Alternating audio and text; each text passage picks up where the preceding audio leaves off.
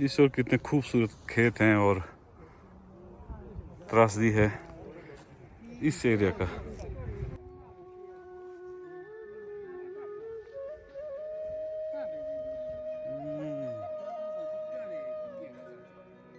जब मैं गांव में पहुंचा तो जो चर्चा पूरे लाहौल में इस वक्त चल रही है वो ये कि इस गांव को कैसे बचाया जा सके, इसके क्या कारण हैं, कौन से इसके उपाय हो सकते हैं। गांव में जो समस्या आन पड़ी है उसकी चर्चा आजकल गांव वाले अक्सर करते देखे जा सकते हैं।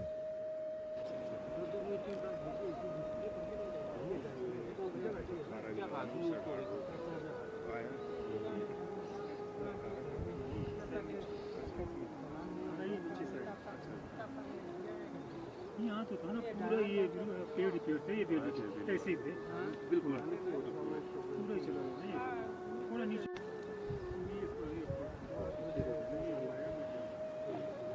लिए तो चाहिए ना, कोई आदमी मार के पेट भरता है, ये तो जमीन में मेहनत करना पड़ रहा है, पेट भरने के लिए कुछ न कुछ करना पड़ना किया हुआ चीज है।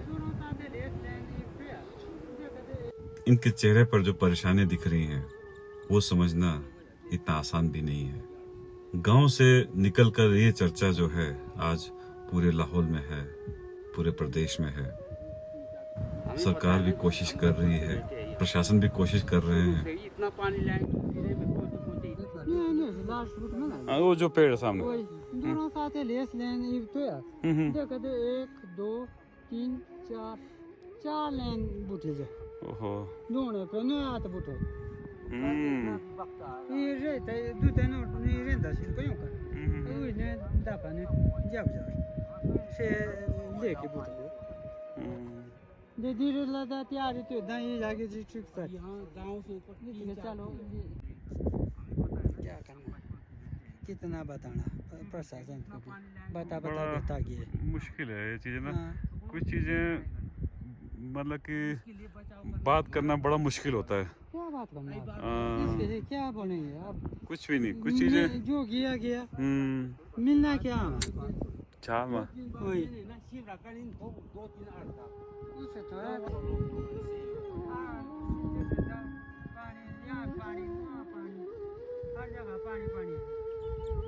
अब ये पानी की वजह से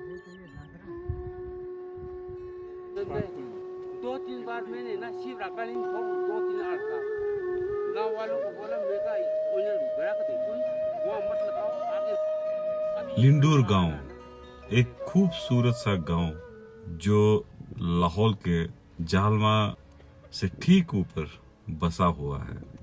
जब हम छोटे थे तब ये सुना करते थे कि लिंडूर गांव इतना खूबसूरत है कि एक बार जो वहां चला जाए तो उसका वापस आने का दिल नहीं करता है। एकमात्र ऐसा गांव जहां पर पानी की कभी कोई कमी नहीं रही। बड़े बड़े ग्लेशियर्स और तेज बहते झरने, नदी, नाले इस गांव की खासियत रही है।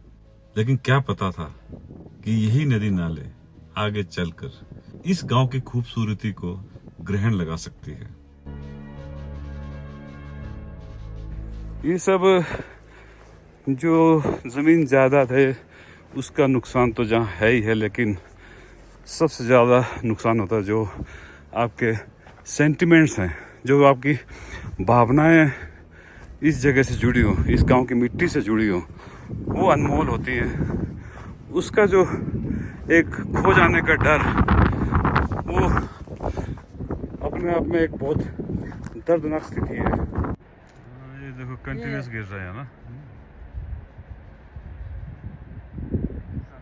मैं एक वैज्ञानिक तो नहीं हूँ लेकिन फिर भी थोड़ा बहुत इतना समझ सका हूँ। इसका जो मेन कारण है वो शायद यमबेगढ़ जालमा नाला ही है।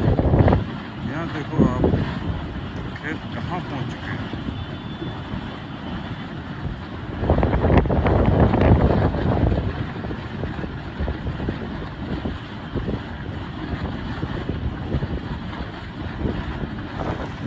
मतलब अचानक यहाँ बारिश शुरू हो गई और ये देखो कंटिन्यूस इरोजन है जो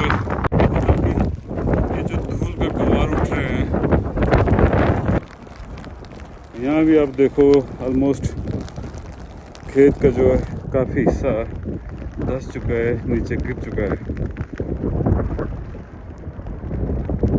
इधर देखो आप, एक तरफ खेत धंस चुके हैं, लेकिन फिर भी किसान को खेती तो आखिरकार करनी ही है भाई, परिवार का पेट पालना ही है।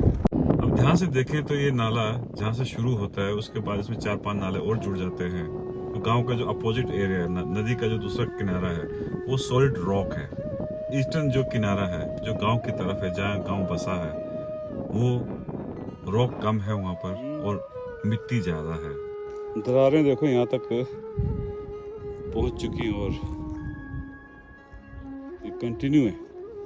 अब जैसा कि लोल की मिट्टी का एक गुण है कि ये बहुत नरम और बहुत फ्रजाइल है। थोड़ा सा पानी पड़ा नहीं, ये बह निकलता है। शायद यही कारण यहाँ भी हो सकता है। यहाँ घास के नीचे काफी दरारें हैं जो दिख नहीं रही हैं, लेकिन है काफी बड़ी बड़ी दरारें। यहाँ देखो आप, ये दिख रहा है यहाँ पर, और ये कंटिन्यू है।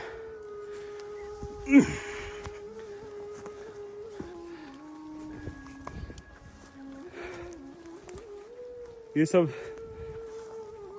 हम जो कभी कभी आते हैं, हमें देखने से जब इतना दुख और एक अजीब सी पीड़ा होती है, उनके बारे में सोचो जो यहीं जन्मे हों, यहीं पले बड़े हुए हों। उनके लिए ये जो हालात दिख रहे हैं, ये कितने कष्टदायक होंगे और कितना उनके मन में कितनी पीड़ा होती होगी। ध्यान से रवि, आजा हाथ पकड़ ले और आजा। यहाँ हालत देखो आप। जब ग्लेशियर टूटते हैं या कोई डैम बन जाता है और जब फ्लैश फ्लड आते हैं तो तेजी से नीचे की तरफ बहते हुए चट्टान वाले किनारे की तरफ तो कोई ज्यादा असर नहीं कर पाता, लेकिन जो ज्यादा मार पड़ती है वो इस मिट्टी वाले क्षेत्र में पड़ रहा है, जिससे भूमि कटाव नीचे से हो जाता है। और जब नीचे से आप एक लेयर निकाल दोगे तो ऊपर से जमीन भी नीचे की तरफ सरक जाती है। अब एक कारण और भी है, अगर ध्यान से देखा जाए तो ये जो गांव की तरफ का जो किनारा है, उसका जो कोण है वो 70 से 80 डिग्री के आसपास है, और कई जगह पे शायद 90 डिग्री भी हो सकता है। अब जब भूमि कटाव नीचे से होगा, ऊपर से नीचे की तरफ मिट्टी का स्लिप होना एक नेचुरल प्रोसेस है। अब जब तक ये जो ढलान है, जो लगभग 70-80 डिग्री के आसपास है, कई जगह 90 भी है, ये अपना जो 45 डिग्री के आसपास स्लोप ना बना ले, तब तक ये मिट्टी का कटाव जारी रह सकता है। लेकिन डर इस बात का है कि जब ये 45 डिग्री का एंगल लेगा, तब तक जो आधा गांव है वो भी इसकी चपेट में आ जाएगा। यानी खतरा तो है, खतरा आज भी है, कल भी है, इसका कोई ना कोई सोल्यूशन होना जरूरी है। काफी टीमें यहाँ पर विजिट कर चुकी हैं, काफी लोग यहाँ आ चुके हैं, कई वैज्ञानिक यहाँ पहुंच चुके हैं जिनका ज्ञान हमसे ज्यादा है। वो ज्यादा समझ सकते हैं मिट्टी के क्वालिटी के बारे में, कि मिट्टी किस लेवल का है, मिट्टी में कितनी पकड़ है या कच्ची है, ये वो बता सकते हैं। फिलहाल इसका जो हल है वो सिर्फ यही दिख रहा है कि गांव को किसी दूसरी जगह बसाया जा सके, यानी विस्थापन।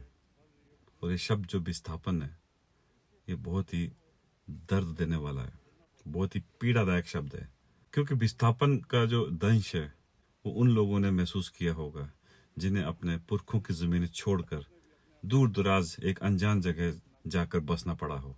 यहाँ जो वास्तविक जो रास्ता है उससे हट कर चलना पड़ रहा है, क्योंकि रास्ता बचा ही नहीं है। यहाँ देखो कितना मुश्किल है। चढ़ जाओगे? हाथ दूं? कैमरे में कैसा दिख रहा पता नहीं, लेकिन है बहुत खतरनाक।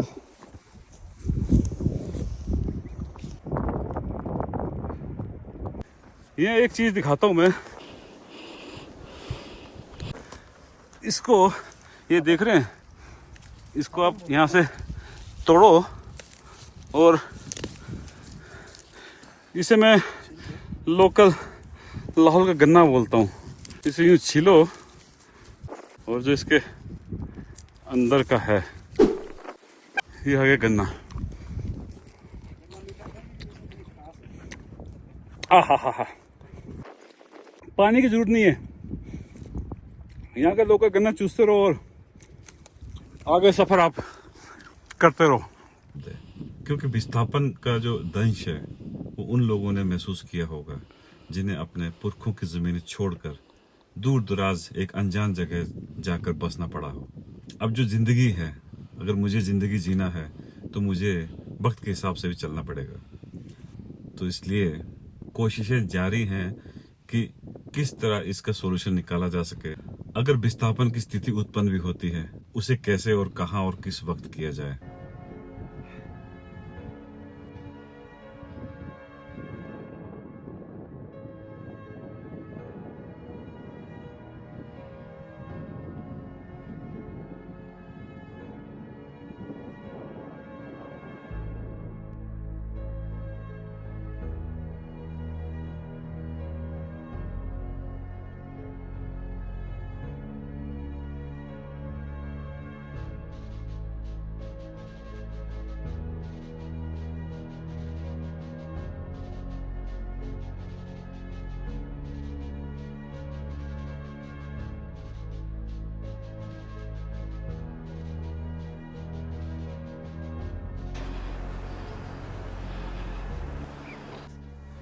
खेतों में जो दरारें हैं यहाँ से लेकर चल रही, देखो आप, कंटिन्यू से ऊपर ये यहाँ तक, यहाँ से सीधी दरारें दिख रही हैं ऊपर की तरफ। मैं दिखाता हूँ आपको नज़दीक से भी।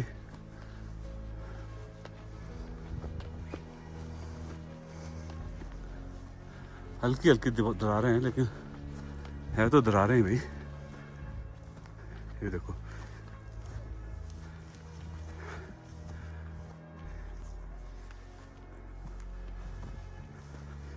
ये देखो यहाँ पर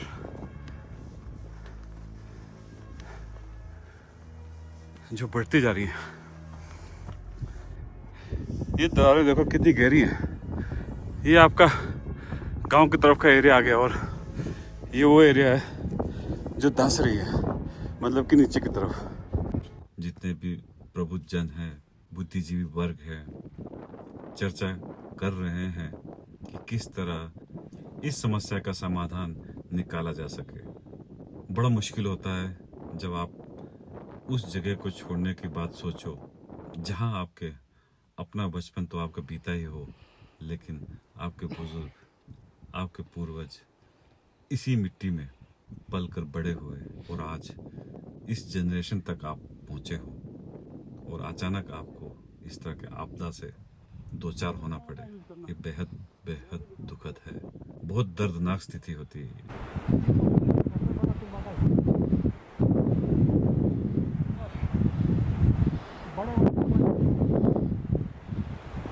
बैठ जाए अभी, आजा रवि, थोड़ा रेस्ट करते हैं।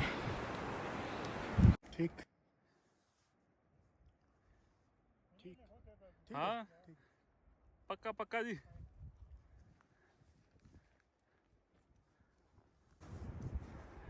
चलो अब यहाँ से अब उतरा ही चल पड़ो नीचे को।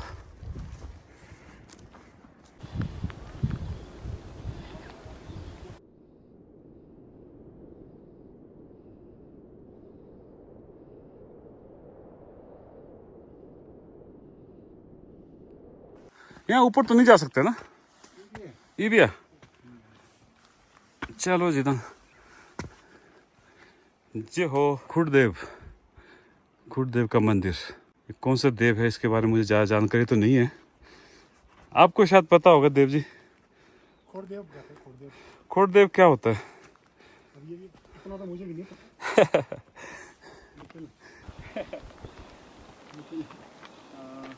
मान्यता बहुत ज़्यादा है इसकी। मंदिर खोलुड़वासी खोलुड़वासी है जी। ये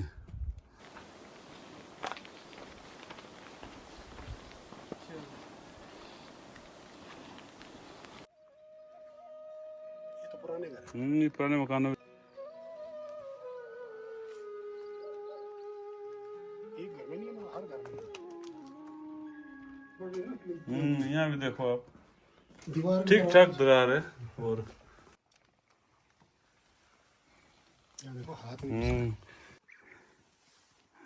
इन बड़े बड़े जो भवन है इनमें भी दरार आ चुके हैं, लेकिन किसी के घर के अंदर जाकर मुझे कुछ अच्छा नहीं लग रहा कि मैं ये चीज़ें दिखाऊं। शायद ठीक ना लगे, ना मुझे ना उनको जिनका ये घर है। क्या दो फास्ट तो ने हैं क्या तो खाने सुना ची नेन गारवा नेन गार कुड़ू ची पता से पो किशन चंद से कजी अच्छा अच्छा क्या कम से को शक्ल से बात से का अच्छा अच्छा वही वही जो रिजर्व बैंक नहीं तो पूरा गुड़ है हाथ ही जा रहा अंदर पूरा अच्छा चलो दूल्हा कम हो गया। ऐनक को स्टैंड लगा रखा है क्या तरक कंदी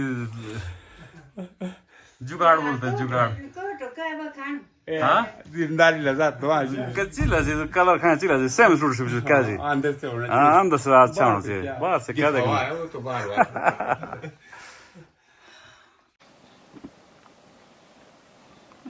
हेलो इनको पता है कि कोई ये विदेशी आदमी पहुंचा है। कितनी हैरानगी के साथ ये देख रहे हैं। ये भी समझते हैं कि ये स्ट्रेंजर्स हैं। संघर्ष इसी का नाम है। एक तरफ जहां खेतों में दरारें आ चुकी हैं, वो कुछ हिस्सा खेत का जो है बह चुका है, गिर चुका है, खत्म हो चुका है, जो वापिस लौट के अब नहीं आ सकता है। लेकिन खेत से उम्मीदें जो हैं वो बरकरार हैं। इसीलिए आप देख रहे हैं कि किस तरह किसान अभी भी खेती कर रहे हैं, जबकि उन्हें पता है कि आने वाला वक्त पता नहीं कितना कठिन होगा। मेरा इन सबको सलाम है।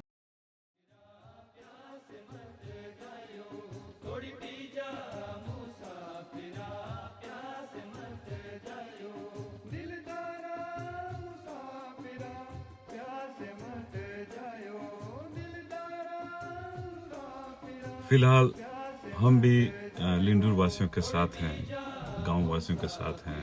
हमसे जो बन पाएगा हम हमेशा करने की कोशिश करेंगे। फिलहाल मैं अभी के लिए विदा चाहूँगा। नमस्कार।